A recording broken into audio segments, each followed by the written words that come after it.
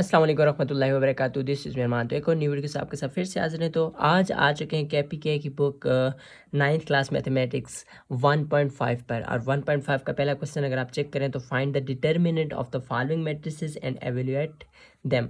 अब इस क्वेश्चन का एक पार्ट या दो पार्ट समझाने के बाद बाकी सारे पार्ट आप खुद कर सकोगे। उसके पहले इसको स्टार्ट करने से पहले मैं थोड़ा सा डिटर्मिनेंट का कंसेप्ट देता हूँ, फिर हम एक्सरसाइज को पूरा डिटेल से सॉल्व करते हैं। चलें, डिटर्मिनेंट का थोड़ा सा कंसेप्ट दे देता हूँ मैं आपको। अगर आप यहाँ पर देखें तो determinant of a 2x2 matrix, ये 2x2 जो लिखा हुआ है 2x2, 2x2 का मतलब दो रोज दो ही कॉलम वाला मैट्रिक्स, यानी कि जिसमें दो रोज और दो ही कॉलम्स होंगे, उस मैट्रिक्स का हमने डिटर्मिनेंट कैसे निकालना है। तो डिटर्मिनेंट को सबसे पहले रिप्रेजेंट किया जाता है। The determinant of a matrix है, फॉर एग्जांपल एक मैट्रिक्स है तो उसका डिटर्मिनेंट जो लिखा जाएगा जिस फॉर्म में, ऐसे मतलब दो डंडे उसके ऊपर डालेंगे तो इसका मतलब होगा डिटर्मिनेंट। अब ये निकालना कैसे ये सीखते हैं। लेट्स सपोज हमारे पास एक मैट्रिक्स है, इस मैट्रिक्स का जब डिटर्मिनेंट निकालेंगे तो इधर भी डिटर्मिनेंट यानी कि दो डंडे डाल दो, ठीक है, इसकी वैल्यू के ऊपर भी आ जाएंगे। अब इसको निकालना कैसे है कि इसमें जो आपका मेन डायगोनल है ना, मेन डायगोनल जिसमें ये देखो ये आपका मेन डायगोनल है, इसमें दो एलिमेंट आ रहे हैं। मेन डायगोनल के दो एलिमेंट को आपस में मल्टीप्लाई कर देना, यानी कि a मल्टीप्लाई बाई d, ठीक है, और बीच में साइन माइनस का डालना है। और फिर दूसरा जो डायगोनल बच जाता है जिसमें दो एलिमेंट हैं, ये बी और सी, बी सी को आपस में मल्टीप्लाई करना है, इसको मल्टीप्लाई कर देना है, माइनस बी सी यानी कि इसको आपस में मल्टीप्लाई कर देना है। तो ये आपके पास डिटर्मिनेंट फाइंड हो जाएगा।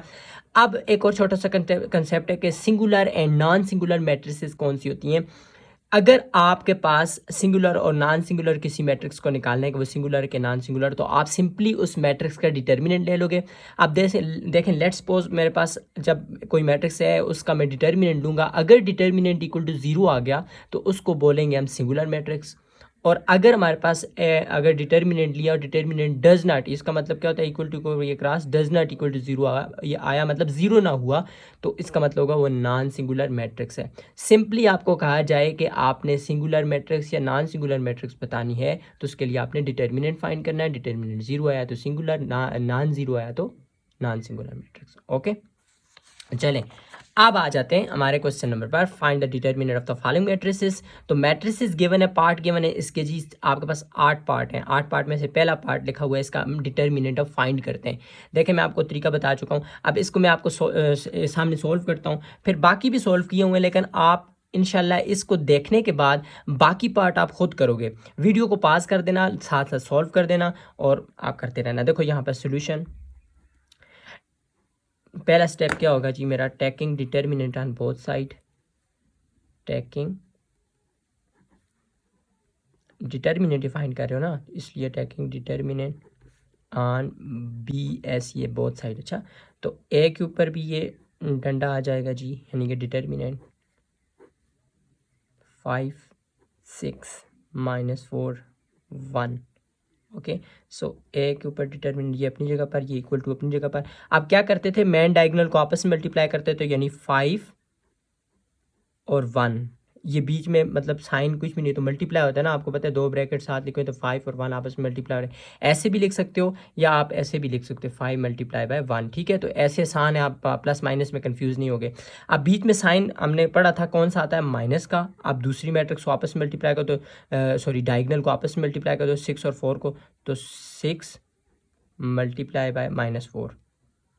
ओके, अब ए डिटर्मिनेंट निकालो, 5 1 ज़ार 5। अब ये माइनस है तो माइनस इंटू माइनस, ये बीच में मल्टीप्लाई का साइन है तो पहले साइन को मल्टीप्लाई करो, माइनस इंटू माइनस प्लस, 6 4 ज़ार 24।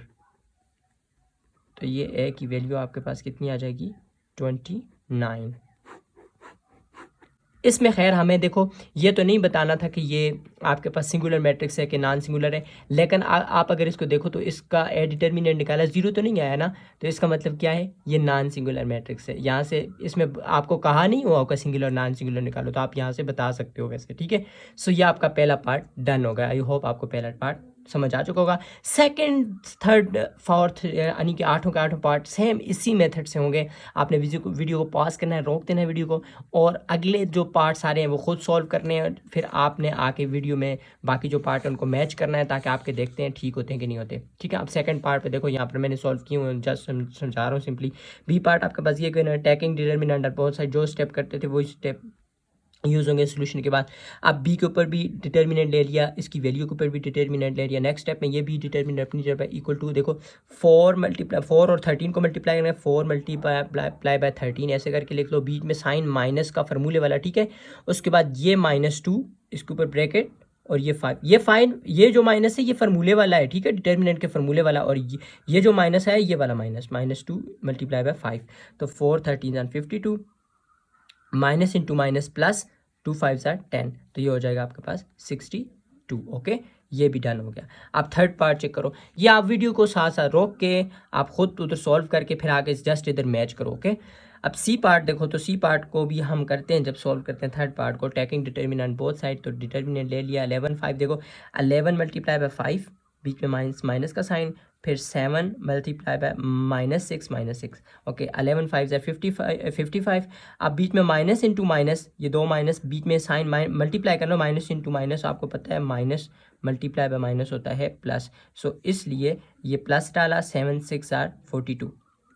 ओके, अब इन दोनों को आपने सिंपली ऐड कर देना है, तो ये आ जाएगा 97। ये भी डन हो चुका है जी। ओके, थर्ड पार्ट भी हो गया। अब फोर्थ पार्ट पे आते हैं, तो फोर्थ पार्ट में आपके पास ये एफ मैट्रिक्स गिवन है। आपको पता है ना, मैट्रिक्स को ए से लेकर जेड तक किसी भी कैपिटल लेटर से डिनोट किए थे, इसलिए एफ इसका नाम मैट्रिक्स का है, टेकिंग डिटर्मिनेंट बोथ साइड, तो डिटर्मिनेंट जब दोनों साइड लिया, तो अब ये 1 multiply by 1 1 multiply by 1 0 minus फार्मूले वाला 0 मल्टीप्लाई बाय 0, 1 1 1 माइनस 0 0 0 ही आएगा, तो इसमें आंसर आ जाएगा 1 - 0 1 ही आएगा। ओके, ये भी डन। अब सातवां पार्ट इसका देखो, सातवें पार्ट में जी मैट्रिक्स गिवन है और टेकिंग डिटर्मिनेंट बोथ साइड किया, तो यहाँ पर डिटर्मिनेंट लिया सिंपली, तो 6 मल्टीप्लाई बाय -3, ये दोनों को मल्टीप्लाई कर दिया, फिर माइनस फार्मूले वाला, फिर -11 मल्टीप्लाई बाय -1। ओके, तो ये देखो इसके साथ कौन सा साइन है, पहले साइन आपस में मल्टीप्लाई करना है, तो इस 6 के साथ कोई साइन नहीं है, तो मतलब प्लस है, तो plus into minus, minus 6 3 are 18। अब ये माइनस अपनी जगह पर रखो, और उसके बाद ये माइनस इंटू माइनस प्लस, तो प्लस 11, ठीक है, ये माइनस तो ये वाला, और minus into minus plus, plus 11 आ गया, ठीक है। सो आपके पास ये दोनों के साथ साइन माइनस का है, तो माइनस ही रखो और दोनों को आपस में काम जोड़ दो, मतलब जोड़ दो दोनों को, साइन माइनस की रख तो दोनों को ऐड कर दो, तो ये हो जाएगा 29। अब आ जाते हैं लास्ट इसका पार्ट जो है 8 वाला पार्ट, तो 8H है, AC 0 0 B। Okay, taking determinant both side, AC B को आपस में जब करोगे तो AC multiply by B minus फार्मूले वाला 0 मल्टीप्लाई बाय 0, तो सिंपली इन जब इनको आपस में मल्टीप्लाई कर दो, तो इधर से ABC और इधर से 0, तो ABC फाइनल आंसर होगा। आई होप ये आपको कंसेप्ट क्लियर हो चुका होगा। क्वेश्चन नंबर 2 पे आ जाओ। क्वेश्चन नंबर 2 में कहता है find which of the following matrices are singular and which are non singular matrices. तो 4 पार्ट इन चारों को करना है। अच्छा, तो अब मैंने आपको थोड़ी देर पहले कंसेप्ट एक समझाया था कि सिंगुलर और नॉन सिंगुलर मैट्रिक्स जब भी पूछी जाएंगी तो आपने क्या फाइंड करना है, उसका डिटर्मिनेंट फाइंड करना है। डिटर्मिनेंट इक्वल टू 0 आएगा तो सिंगुलर होगी, अगर 0 ना हुआ तो नॉन सिंगुलर होगी। तो सिंपली हमने डिटर्मिनेंट फाइंड करना है। तो ये ए मैट्रिक्स गिवन है, इसका बताना है कि सिंगुलर है नॉन सिंगुलर है। तो टेकिंग डिटर्मिनेंट फाइंड कर लो। डिटर्मिनेंट देखो इसका फाइंड किया, डिटर्मिनेंट फाइंड करना ऑलरेडी हमको ये पीछे आ चुका है। डिटर्मिनेंट फाइंड किया, देखो इक्वल टू -1 आया, तो -1 0 तो नहीं है ना, इसका मतलब है कि डिटर्मिनेंट जो डज नॉट इक्वल टू 0, यानी 0 तो नहीं है। सो ए इज़ नॉन सिंगुलर। ये जो ए मैट्रिक्स है ये नॉन सिंगुलर मैट्रिक्स है। ओके, पहला पार्ट भी डन। बाकी पार्ट सारे आपने सिर्फ डिटर्मिनेंट फाइंड करना है, एंड में देखना है 0 आया तो सिंगुलर, ना तो अदरवाइज नॉन सिंगुलर। तो ये सेकंड पार्ट भी आप चेक कर लो यहाँ पर, इसका डिटर्मिनेंट, तो इसका डिटर्मिनेंट निकाला तो 0 आ गया, सो बी इज़ सिंगुलर मैट्रिक्स। इसी तरह थर्ड का चेक करो, थर्ड का आता है 7AB, तो 7AB 0 तो नहीं है ना, सो इसका मतलब है सी जो सी डिटर्मिनेंट निकाला तो does not equal to 0, so C is non singular matrix. ये 3 पार्ट हो गए। चौथा पार्ट इसका चेक करो, तो चौथे पार्ट में डिटर्मिनेंट निकाला तो 0 आया, so D is singular matrix. Okay, अब आ जाते हैं आगे क्वेश्चन नंबर 3 पर, और क्वेश्चन नंबर 3 में कहता है find the adjoint of the following matrices. अब एडजॉइंट का कंसेप्ट थोड़ा सा देखते हैं, एडजॉइंट कैसे निकालते हैं। Adjoint of a 2 by 2 matrix, यानी कि 2 रोज और 2 कॉलम वाले का एडजॉइंट कैसे निकालते हैं। इसके अलावा अच्छा ऊपर भी हमने 2/2 मैट्रिक्स का डिटर्मिनेंट निकाला था। इसके अलावा अगर 3/3 मैट्रिक्स आती है तो उसका डिटर्मिनेंट अभी 9th क्लास में आपका ये कोर्स नहीं है, ये आप फर्स्ट ईयर में जाके पढ़ोगे। ओके, तो अभी 2/2 के ऊपर बात करते हैं कि 2/2 का एडजाइंट कैसे निकालते हैं। डिटर्मिनेंट निकालना सीख लिया आप एडजाइंट। तो एडजाइंट को जैसे डिटर्मिनेंट को ऊपर हमने ये इस तरह रिप्रेजेंट करते थे, इसी तरह एडजाइंट को स्मॉल ए डी जे से रिप्रेजेंट करते हैं, यानी कि एडजाइंट ऑफ ए। तो इससे रिप्रेजेंट करते हैं। आप लेट्स सपोज हमारे पास एक मैट्रिक्स है, इसका हमने एडजाइंट निकालना है, तो एडजाइंट ऑफ ए, इधर भी ए डी जे और आगे उसकी वैल्यू। अब नेक्स्ट स्टेप में ए डी जे खत्म हो जाएगा, यानी कि एडजाइंट कैसे लेना है। ये जो आपके पास मेन डायगोनल है ना, मेन डायगोनल, ये जो पहला डायगोनल होता है इसको मेन डायगोनल बोलते हैं। ठीक है, ये मेन डायगोनल को आपने इसके एलिमेंट जो है इनको एक्सचेंज कर देना है, यानी कि डी को इसकी जगह ले जाना है और ए को इसकी जगह ले आना है। ठीक है, तो देखो डी को हम इधर ले आए और ए को हम इधर ले आए, और जो दूसरा डायगोनल बचता है उसमें आपने जो दो एलिमेंट हैं उन दोनों एलिमेंट के साथ साइन चेंज करने हैं। अगर इधर प्लस है तो माइनस कर देना है। देखो इधर प्लस बी था तो माइनस बी कर दिया, इधर सी था तो माइनस सी कर दिया। मेन डायगोनल के आपने एलिमेंट एक दूसरे से एक्सचेंज कर देना है, डी को इधर ए को इधर ले आना है, और जो दूसरा अदर डायगोनल बचता है उसके साइन चेंज करने हैं। प्लस है तो माइनस कर देना है, माइनस है तो प्लस कर देना है, सिंपल सी बात है। ओके, तो ओके जी, आप देखें यहाँ पर पहला question, find the adjoint of following matrices. तो पहला पार्ट इसका गिवन है, तो सोल्यूशन आते हैं, इसको टैकिंग क्या करेंगे जी, adjoint ADJOINT adjoint on both side. तो ADJ ऐसे रिप्रेजेंट करते थे, ADJ एक दफ़ा वैल्यू को फिर एडजॉइंट आ जाएगा 3 4। अब नेक्स्ट क्या करेंगे जी, ये ADG तो अपनी जगह पर चलेगा, ये अब हट जाएगा क्योंकि अब वैल्यू फाइंड कर लेंगे। अब देखो मैंने कहा था मेन डायगोनल का क्या करना है, एक्सचेंज करना है, 4 को उधर ले जाओ और 1 को इधर ले आओ, और इन दोनों के साइन चेंज करने, इधर +2 है तो -2, क्योंकि कोई डिजिट अगर हो उसके साथ कोई साइन ना तो प्लस मौजूद है तो प्लस है तो माइनस में चेंज कर देना है। ये भी +3 था तो इसको -3 कर देना है। तो यही आपका फाइनल आंसर है। ओके, अच्छा अब इसका सेकंड पार्ट देखो, to taking adjoint on both side adjoint. तो यहाँ पर जब नेक्स्ट स्टेप में लिया तो इन दोनों को देखो एक्सचेंज कर दिया, 3 इधर आ गया, -3 इधर आ गया, इसके साथ माइनस था, +1 हो गया, ये 2 था, -2 हो गया, सिंपल। इसी तरह टेकिंग एडजॉइंट, आपने वीडियो को पास कर लिया करो एक पार्ट समझने के बाद, बाकी पार्ट खुद अटैम्प्ट करके बाकी इनके साथ मैच आके कर लिया करो। ओके, बाकी ये थर्ड पार्ट पे अटैम्प्ट हो गया, देखें इसका आंसर ये आ रहा है, उसके बाद फोर्थ पार्ट भी ये है। ओके, तो क्वेश्चन नंबर 4 पर आते हैं। क्वेश्चन नंबर 4 में कहता है find the multiplicative inverse of the following matrices if they exist. Okay, तो अब मल्टीप्लिकेटिव इनवर्स को थोड़ा सा समझते हैं, फिर इन क्वेश्चंस को करते हैं। चलें, तो मल्टीप्लिकेटिव इनवर्स को समझने के लिए जी हम आ जाते हैं ज़रा थ्योरेटिकल चीज़ों पे। अब मल्टीप्लिकेटिव इनवर्स को समझने से पहले ज़रा multiplicative inverse of real numbers को थोड़ा सा डिस्कस करूँ मैं। तो आप देखो फॉर एग्ज़ाम्पल यहाँ पर मैं एक्सप्लेन करता हूँ आपको। फॉर एग्ज़ाम्पल मेरे पास यहाँ पर मल्टीप्लिकेटिव आइडेंटिटी क्या होती है रियल नंबर्स की। मल्टीप्लिकेटिव आइडेंटिटी रियल नंबर की होती है 1, यानी 1 को किसी नंबर के साथ मल्टीप्लाई करो, फॉर एग्ज़ाम्पल 2 के साथ, तो आंसर वो नंबर 2 ही आएगा। ये 1 जो है 1 इज़ द मल्टीप्लिकेटिव आइडेंटिटी है। अब इस 2 का अगर इन्वर्स निकालना हो तो मैं ऐसे कौन से नंबर के साथ इसको मल्टीप्लाई करूं कि आंसर मेरे पास मल्टीप्लिकेटिव आइडेंटिटी बने। तो इसको मैं अगर 1/2 से करूंगा तो 1/2 is the multiplicative inverse of this 2। बात समझ आई। इसी तरह अब मल्टीप्लिकेटिव इन्वर्स हमने निकालना है मैट्रिक्स का। तो मल्टीप्लिकेटिव आइडेंटिटी जो होती है मैट्रिक्स की वो होती है ये आइडेंटिटी मैट्रिक्स आई, जो हमने ऑलरेडी डिस्कस की हुई है, 1 1 मेन डायगोनल में और 0 0। ये मल्टीप्लिकेटिव आइडेंटिटी होती है मैट्रिक्स की। ठीक है, अब आपके पास लेट्स सपोज एक ए मैट्रिक्स है बी या नॉन सिंगुलर मैट्रिक्स। पहली कंडीशन याद रखना, नॉन सिंगुलर मैट्रिक्स मैंने डिस्कस किया था कौन सी होती है, जो अगर डिटर्मिनेंट एक मैट्रिक्स का लें और उसका आंसर आपके पास डिटर्मिनेंट लेने के बाद 0 आ जाए तो वो सिंगुलर होती है। बट हमारे पास ये जो ए मैट्रिक्स होगी ये नॉन सिंगुलर होगी, यानी इसका आंसर 0 डिटर्मिनेंट का नहीं आएगा। सो एक नॉन सिंगुलर मैट्रिक्स होगी, if there exist another non singular matrix B, अगर एक और मैट्रिक्स बी होगी सच दैट कि अगर आप ए और बी को मल्टीप्लाई करो, ए बी बी मल्टीप्लाई का साइन है तो ए और बी को मल्टीप्लाई करो या बी ए को मल्टीप्लाई करो, दोनों का आंसर आपके पास आई आए, तब ये जो बी होगा आपके पास, B is the multiplicative inverse of A होगा। सही है। अब लेट्स सपोज देखो सिंपल वर्ड्स में आप किसी भी मैट्रिक्स का इन्वर्स निकाल लो तो आप ऐसे रिप्रेजेंट करोगे, फॉर एग्जांपल ए का निकालो तो ये होगा ए इन्वर्स। अब इस ए इन्वर्स को निकालने के लिए फार्मूला आपने देखो, we denote inverse of A, inverse of A को हम डिनोट करेंगे इस तरह।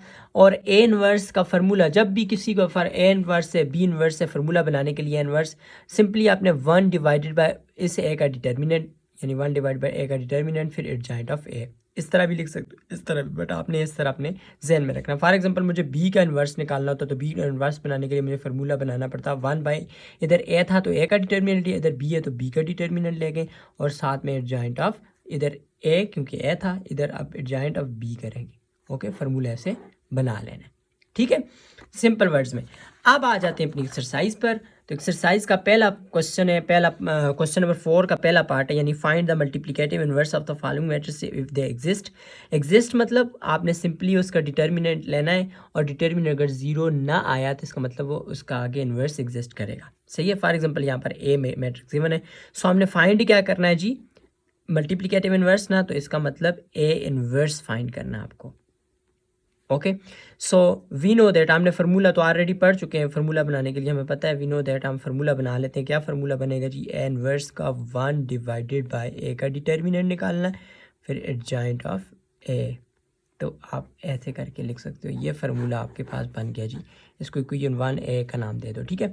अब आपके पास ये इसमें देखो दो चीज़ें हैं, डिटर्मिनेंट और एडजॉइंट निकाल लो, फिर उनकी वैल्यूज़ आके इधर पुट कर लो। सबसे पहले हमें डिटर्मिनेंट निकालेंगे, तो ए का डिटर्मिनेंट यानी कि ए के ऊपर डंडे डालो तो फिर आगे इसकी वैल्यू के ऊपर, तो वैल्यू क्या है 4 1 3 1। ओके, सो डिटर्मिनेंट निकालना आता है, 4 को 1 से मल्टीप्लाई करेंगे माइनस फार्मूले वाला 1 मल्टीप्लाई बाय 3 करेंगे। नेक्स्ट स्टेप में 4 1 ज़र 4 माइनस 3 1 ज़र 3, तो ए का डिटर्मिनेंट जो है हमारे पास वो आया जी, कितना आया जी, इधर आंसर इसका 4 में से 3 निकालो 1, और 1 आपके पास डज नॉट इक्वल टू 0 है, सो ए इनवर्स इज एग्जिस्ट। आप ये स्टेप, ये वाले स्टेप नीचे भी कर सकते हो, मेरे पास जगह थोड़ी कम है इसलिए।